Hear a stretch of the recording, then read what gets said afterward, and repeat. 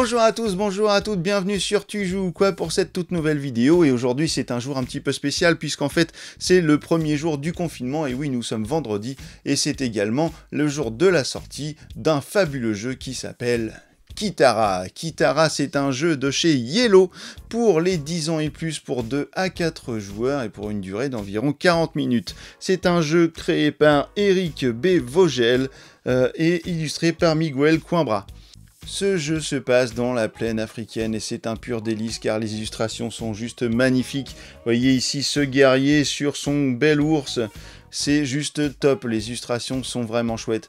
Vous allez pouvoir conquérir, puisque c'est un jeu de conquête, vous allez conquérir des territoires en obtenant des cartes royaumes qui vont vous permettre d'obtenir des nouveaux membres pour votre peuple, mais également il ne faudra pas oublier de les nourrir, sinon vous allez les perdre. Kitara, on voit tout de suite le contenu de la boîte et les règles du jeu qui sont relativement très simples. Vous allez voir, il n'y en a pas pour longtemps, c'est un jeu qui est vite assimilé, mais par contre, c'est un jeu qui est très stratégique et ne vous fiez pas à la facilité des règles. A tout de suite, Kitara, c'est tout de suite sur Tu joues ou quoi?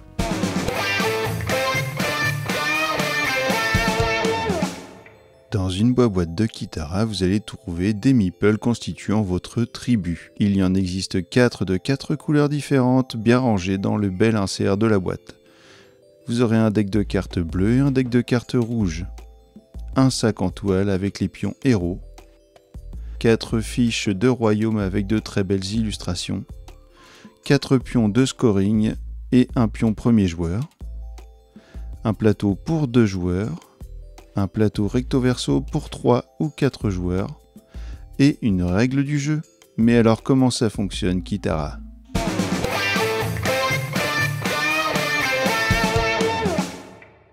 Voici une mise en place pour 2 joueurs pour Kitara. Vous allez prendre le plateau pour 2 joueurs. Dans la boîte, vous trouverez un plateau beaucoup plus grand recto verso qui conviendra pour 3 ou 4 joueurs. Sur ce plateau, vous allez avoir 3 territoires différents que sont la savane, les ruines abandonnées ou les lacs. Lors de vos explorations et de vos conquêtes, vous ne pourrez aller que dans les ruines abandonnées et la savane. Les lacs seront des zones inaccessibles. Vous ne pourrez franchir un territoire qu'à travers des lignes de frontières blanches. Chaque joueur prendra une carte royaume, ainsi qu'une carte 0, puis toutes les figurines correspondant à la couleur de sa fiche royaume. Ici pour le joueur vert, nous avons des figurines de guerriers, des figurines de héros et des figurines de centaures. Vous avez également le petit pion qui servira à suivre les déplacements, ainsi qu'un marqueur de score juste ici. Car tout autour du plateau, vous allez trouver la piste de prospérité, puisque le but de Kitara sera d'obtenir le maximum de points de prospérité pour gagner la partie. Vous aurez 5 âges. Ces âges sont matérialisés sur les cartes de royaume qui sont juste ici. Ici, nous voyons que les 6 premières cartes à être mises en place dans la rivière sont les cartes de l'âge 1. Vous allez avoir à la suite 6 cartes de l'âge 2, des cartes de l'âge 3, l'âge 4 et enfin l'âge 5. Lorsqu'un joueur découvrira les cartes de l'âge 5, la fin de partie sera alors enclenchée. Nous avons ici le sac avec les différents pions de héros et le jeton premier joueur que vous allez distribuer aux joueurs que vous souhaitez ou alors en tirant au sort. Le premier joueur commencera donc la partie avec la première carte qui lui sera attribuée gratuitement, la carte 0, sur laquelle vous trouverez 2 symboles de cartes, 3 guerriers et 2 déplacements. Le joueur prendra alors ces 3 guerriers et les placera sur l'une des 2 cases de départ qui sont matérialisées par ces petites maisons. Sur le plateau de joueurs, vous n'avez que 2 cases de départ, sur le plateau 3 joueurs 3 cases et sur le plateau 4 joueurs vous aurez 4 cases de départ. Le joueur prendra donc 3 guerriers et les placera sur l'une des cases qu'il aura choisies. Sur votre fiche de royaume, vous allez avoir des indications sur le côté gauche qui seront des aides de jeu. Et vous allez avoir sur le côté droit les différentes phases d'action que vous pourrez pratiquer lors d'un tour. Si l'on regarde les différentes indications sur le côté gauche, vous verrez que le symbole de carte vous permettra d'atteindre une carte à chaque fois sur la piste de la rivière des cartes de royaume. Si vous avez une carte, vous allez pouvoir prendre dans votre royaume la première carte. Si vous avez 2 symboles de carte, vous pourrez prendre soit la première, soit la deuxième. Si vous avez 3 symboles de cartes, vous pourrez prendre soit la première, soit la deuxième, soit la troisième. Cela ne veut pas dire que vous pourrez prendre plusieurs cartes. À chaque tour, vous ne pourrez prendre une seule carte, mais que vous choisirez parmi les choix possibles qui vous seront laissés. Cette icône nous indique qu'à chaque fois que vous allez faire un affrontement avec un pion héros, vous allez alors obtenir un pion héros dans le sac. À chaque fois que vous allez terminer votre tour avec un pion centaure dans une tuile ruine abandonnée, eh bien ce pion vous rapportera 2 points de prospérité directement. Cette ligne vous indique qu'à chaque fois que vous finirez votre tour, vous devrez avoir conquéri autant de cases savane que vous aurez de cartes ici. Plus vous aurez de cartes, plus vous serez obligé d'avoir des cases savane occupées qui vont vous permettre de nourrir votre peuple. Si vous n'avez pas suffisamment de cases savane occupées sur la piste, eh bien ce sera autant de cartes que vous devrez défausser, ainsi que les pions qui seront sur cette carte, nous y reviendrons juste après. Cette petite icône annonce donc les déplacements. Vous pourrez déplacer un groupe ou un personnage à travers une frontière. Et ce petit symbole indiquera le nombre de points de victoire que vous pourrez obtenir à chaque tour par rapport aux cartes que vous avez. Voyons maintenant les actions possibles lors d'un tour. Eh bien, si nous sommes le joueur vert, nous allons pouvoir piocher une première carte. Nous voyons que sur la carte que le joueur vert a obtenue gratuitement au début de son tour, il y a 2 petits symboles de cartes. Ceci lui permet alors de choisir entre la première ou la deuxième carte de la rivière. Imaginons que le joueur prenne la deuxième carte, donc celle-ci avec un symbole de guerrier et un symbole de héros. Le joueur va la placer ici, juste après la première. À ce moment, nous allons décaler toutes les cartes vers la droite et placer une nouvelle carte dans la rivière. L'action de piocher est alors terminée. Vous allez pouvoir faire la phase de recrutement. Sur votre nouvelle carte, vous avez un guerrier et un héros. Vous pouvez donc prendre une figurine de guerrier ainsi qu'une figurine de héros et les placer directement sur la case que vous souhaitez, mais surtout la case sur laquelle vous avez déjà des peuples à vous, donc une case que vous occupez. Sur le premier tour, vous n'occupez qu'une première case, donc vous mettez forcément vos meeples sur la case de départ. La phase de recrutement est terminée, nous allons passer à la phase de déplacement. Pour faire votre phase de déplacement, vous allez prendre le petit pion ici et le placer sur votre premier déplacement. Cela va vous permettre de déplacer donc un pion ou un groupe de pions sur une case adjacente à travers une bordure blanche. Imaginons que je souhaite déplacer 3 personnages vers cette zone, donc je peux déplacer mon héros et mes guerriers par exemple sur cette zone. Je peux effectuer un deuxième déplacement dans lequel je pourrais par exemple prendre mon héros et mon guerrier et les placer sur une zone de ruines abandonnée. Cette phase terminée, je vais passer à la phase 4 qui s'appelle scorer. Lorsque vous allez avoir des petits symboles comme ceci sur cette ligne, eh bien systématiquement vous marquerez des points sur la piste de prospérité. Si vous avez un centaure à la fin de votre tour sur l'une des cases ruines abandonnées, vous montrez 2 points de prospérité par ruine ayant au moins un centaure. Attention, si vous avez plusieurs centaures sur la même case ruine, eh bien vous ne prendrez les points que d'un centaure. Ensuite arrive la phase de gestion, la phase numéro 5.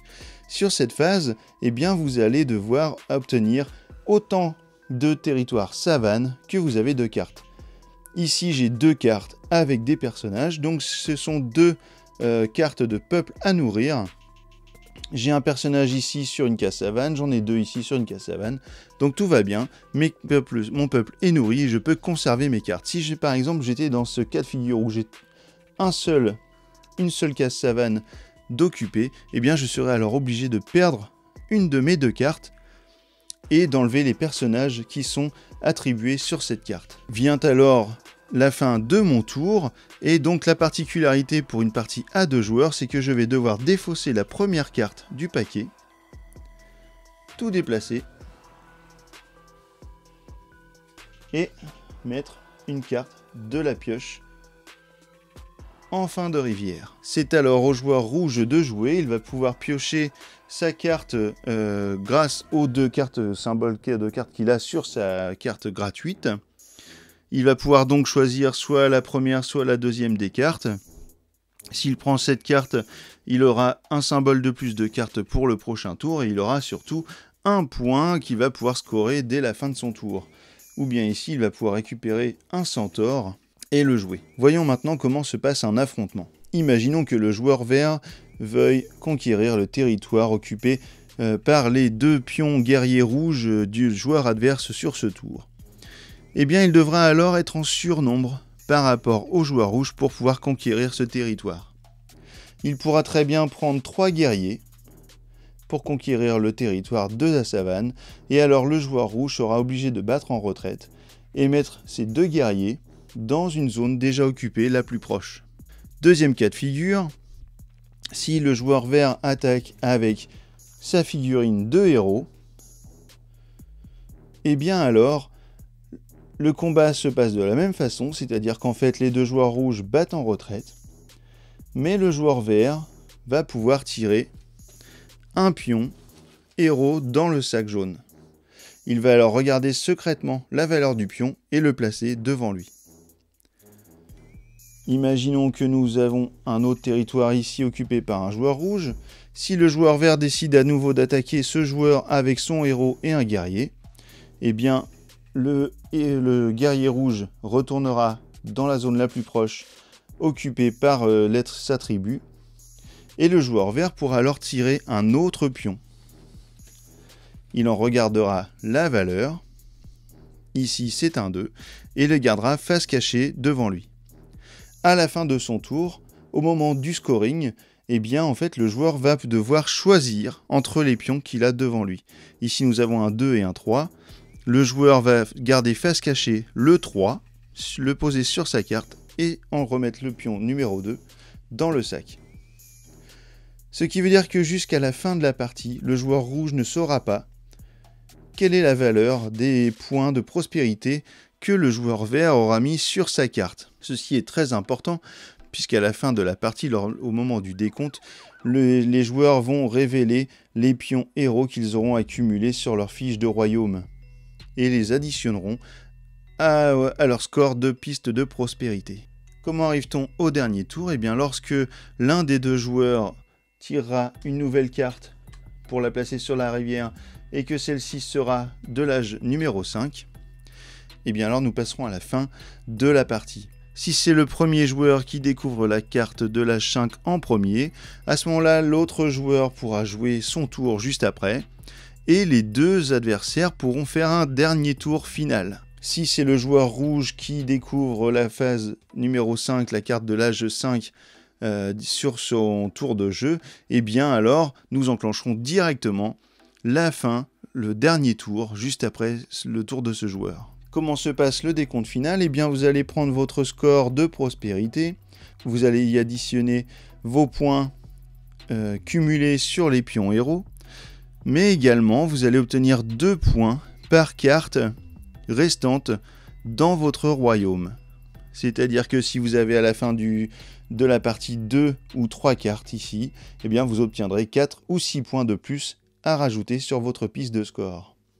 Si vous dépassez les 40 points, vous pourrez prendre ce petit pion, le placer, et vous pourrez continuer à scorer ensuite avec votre pion de scoring. Petite chose qui a son importance, dans le paquet de cartes rouges, vous avez des cartes avec un épi de blé. Ces cartes, en voici un exemple.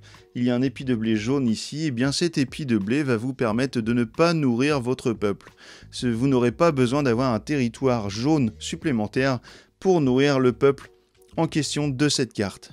Petite indication également, lors de la phase scoring, si vous avez des petits symboles comme ici sur vos cartes, et bien à ce moment-là, vous allez pouvoir scorer directement, par exemple ici 2 points, sauf que ces points, vous allez les scorer à chaque tour. Donc si plus vous en cumulez, plus vous allez pouvoir en scorer. Également les centaures, ce que je vous disais, à chaque fois que vous allez terminer votre tour et que vous aurez un centaure sur une ruine abandonnée, vous prendrez également 2 points. Donc si vous avez des centaures un peu partout, comme ici par exemple, vous aurez 2, 4, 6 et 8 points, en plus de vos points de score sur les cartes. Et bien maintenant que vous savez tout sur Kitara, et bien je vous retrouve dans quelques instants pour les avis. A tout de suite.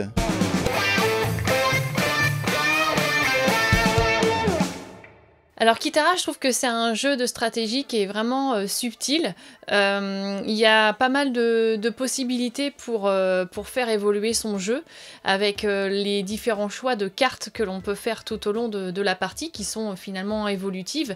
Donc on peut à la fois essayer de conquérir des territoires, de gagner des déplacements, pas de conquérir, mais d'acquérir plutôt des nouveaux personnages, donc qui permettent d'obtenir aussi des points différents. Donc ça c'est plutôt intéressant. Après nous on l'a testé que pour l'instant à 2 joueurs, donc à 2 joueurs ça se joue très très bien, et je trouve qu'il y a une bonne tension pour la conquête des territoires, et jusque un peu au dernier moment on sait pas trop sur quoi ça va se jouer, puisque chacun en plus acquiert des points tout au long de la conquête des territoires qui ne sont visibles qu'à la fin. Donc c'est vrai que ça c'est plutôt sympa, parce que jusqu'au dernier moment on peut se demander si on va réellement gagner la partie, même si on est bien parti. Je pense que ça va être très différent en jouant à 3 ou 4 joueurs, car ça risque d'être beaucoup plus compliqué de tirer son épingle du jeu. Donc moi je suis complètement séduite par l'univers, par la côté des dessins qui sont vraiment très très beaux. Voilà, l'Afrique c'est vraiment quelque chose, des paysages qui sont magnifiques. Voilà, donc moi je trouve que c'est vraiment une belle réussite, tant au point de vue de vraiment de la stratégie que de la qualité visuelle du jeu. Voilà, tous les petits meeples en bois, ils sont vraiment juste top. Donc voilà, moi je pense qu'il ne faut pas hésiter avec Kitara, parce que c'est un très bon jeu de cette fin d'année. Et bien voilà, de retour, juste après les explications des règles de Kitara. J'espère que vous avez bien tout compris. C'est vraiment très simple, hein. Si vous achetez le jeu, même si vous avez des petites incertitudes par rapport à ce que j'ai pu raconter, parce que j'ai pas non plus étalé tout le jeu, vous allez de toute façon avoir la règle du jeu qui est très vite lue, très rapide, très bien faite. Il n'y a aucun souci pour lire cette règle. En 10 minutes à peine, c'est fait, et puis vous aurez tout le complément d'explication qui va bien dessus. Kitara, qu'est-ce que j'en pense? Eh bien, je dois vous avouer que j'étais très intéressé par ce jeu, et en fait, eh bien, il est vraiment cool. On a découvert il y a très peu de temps un autre jeu de conquête qui s'appelle Small World of Warcraft. On est un petit peu dans cet esprit, voilà, d'aller chercher un territoire à côté, etc., avec des guerriers pour être en surnombre, etc. C'est un petit peu la même thématique, sauf que là, on est vraiment plongé au cœur de l'Afrique avec des petits guerriers comme ça, et on s'y prend vraiment très vite au jeu. Je trouve que la thématique du jeu, elle est juste top. Les illustrations, elles sont vraiment chouettes. La mécanique du jeu, elle fonctionne super. Le fait d'aller chercher les cartes comme ça, on a le droit qu'à aller chercher voilà, la carte 1 ou la 2, et puis après on augmente au niveau du nombre de cartes accessibles. On peut aller chercher la 3 ou la 4, parfois même la 5. Enfin voilà, vraiment c'est cool. On la prend, hop, on a des guerriers en plus, ou on a des points de victoire qui vont revenir à chaque tour. Et ça, c'est vraiment chouette. La mécanique est vraiment top. Moi, j'ai juste un petit regret sur ce jeu. Je trouve que tout est hyper bien fait, tout est hyper léché. Par contre, les petits meeples des héros, je comprends pas pourquoi tous les héros sont pareils, et que en fait les meeples sont faits en rhinocéros. C'est un rhinocéros. Alors le personnage existe, le rhinocéros, il existe en fiche de personnage, mais par contre les autres, c'est un lion, je sais plus quoi, une espèce de gros buffle, un truc comme ça. Et en fait, je comprends pas pourquoi les meeples des héros n'ont pas été faits à l'image de l'illustration, en fait. Donc bon, voilà, ça c'est un petit détail. On aurait vraiment beaucoup aimé jouer à ce jeu à 3 ou 4 joueurs. Malheureusement, le confinement arrivant comme ça d'un coup, et puis de toute façon on était déjà en couvre-feu chez nous, donc on n'a pas pu essayer le jeu à 3 ou 4 joueurs. Donc on a essayé plusieurs versions, la version bleue, des cartes bleues, les cartes rouges en 2 joueurs, et franchement on s'est vraiment bien amusé. C'est un vrai pétage de tête, hein. Faut bien réfléchir, faut vraiment pas faire n'importe quoi, sinon vous allez vous faire larguer. Surtout sur le nombre de déplacements, on peut très vite se faire piéger à perdre des cartes parce qu'on n'arrive pas à nourrir nos différentes cartes de peuple. Et voilà, et on perd des personnages, et puis après, bah, c'est un peu la loose quand l'autre se retrouve vraiment avec beaucoup de personnages, et en plus vous fait des attaques avec les héros, et du coup, voilà, on voit l'autre qui prend les points de prospérité, les jetons et tout, et on se dit, oh là là, ça va être la catastrophe à la fin de la partie. Et on arrive à remonter comme ça un petit peu. Donc en fait, on sait jamais. Au final, on ne sait jamais à l'avance quel va être le score à la fin, puisqu'en fait, les pions que l'on cache de prospérité, ça, ce sont des pions qui ont des valeurs entre 2 et 5. Donc si moi j'ai 3 pions de 5 et que mon adversaire a 4 pions ou 5 pions, mais que ce sont que des pions de 2, bah voilà, j'ai plus que lui. Donc finalement, même si j'étais inquiet, je vais pouvoir gagner. Donc Kitara, eh bien écoutez, voilà, c'est vraiment chouette, on va continuer à y jouer pour continuer à le découvrir, mais vraiment, c'est un très très très beau jeu édité là chez Yellow. Je vous invite, si vous aimez ce genre de jeu, les jeux de conquête, et si vous aimez l'univers qui est vraiment passionnant, et bien de vous procurer une boîte, achetez-le dans votre bar-jeu préféré, comme au Havre Décalé par exemple, qui a besoin aussi de soutien en ce moment, ou ailleurs, comme vous voulez. De toute façon, c'est vous qui voyez. Le principal, c'est de vous amuser et de découvrir des pépites un peu comme ce Kitara, qui est vraiment super cool. Un grand merci à Yellow pour m'avoir permis de découvrir ce jeu. Mille merci, et j'espère bien vous retrouver très bientôt pour une nouvelle vidéo sur Tu joues ou quoi. À bientôt, amusez-vous, et surtout Kitara, maintenant que vous savez à quoi ça ressemble et comment ça marche, alors tu joues ou quoi?